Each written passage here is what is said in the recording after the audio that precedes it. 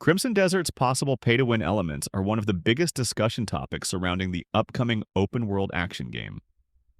Ever since the developer Pearl Abyss confirmed that there will be no real money shop at release, many players have been wondering whether this truly means the game will be completely free of pay-to-win mechanics, or if there is more to the story.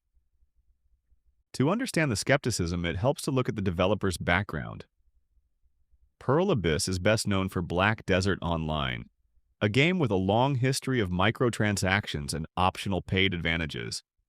Because of that, the community's main concern from the beginning has been whether Crimson Desert might follow a similar cash shop model.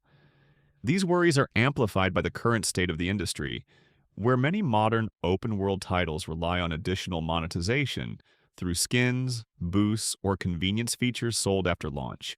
According to official developer statements, Crimson Desert is intended to be a classic premium game. The idea is simple. Buy the game once and play without an in-game real money store.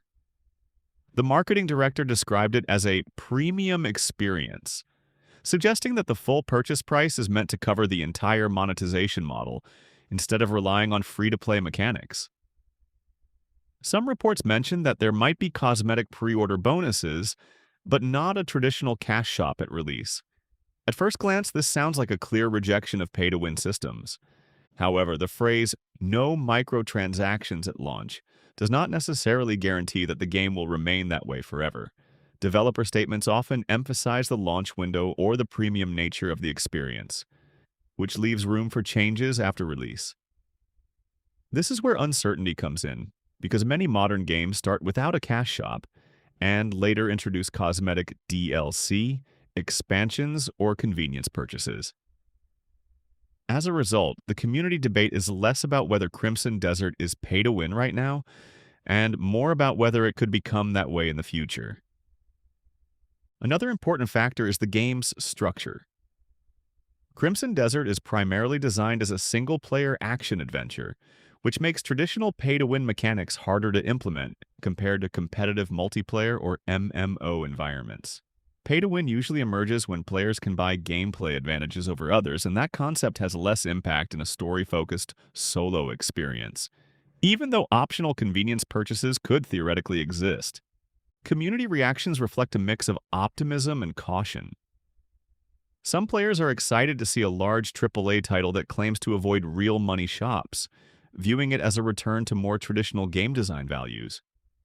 Others remain wary because of Pearl Abyss's background, and say they will only believe in a long-term absence of pay-to-win elements if the game stays shop-free for months after release. This balance between hope and skepticism currently defines the conversation around the game. Ultimately, the big question is whether Crimson Desert represents a genuine shift away from aggressive monetization, or simply a different strategy. If the game truly launches and remains free of real money purchases, it could send a strong signal to the industry and appeal to players who prefer complete experiences included in the base price. On the other hand, if paid content or convenience features appear later, the debate will likely reignite immediately. In summary, developers say that Crimson Desert will launch without microtransactions and without a real money shop, positioning it as a traditional premium experience centered around a one-time purchase.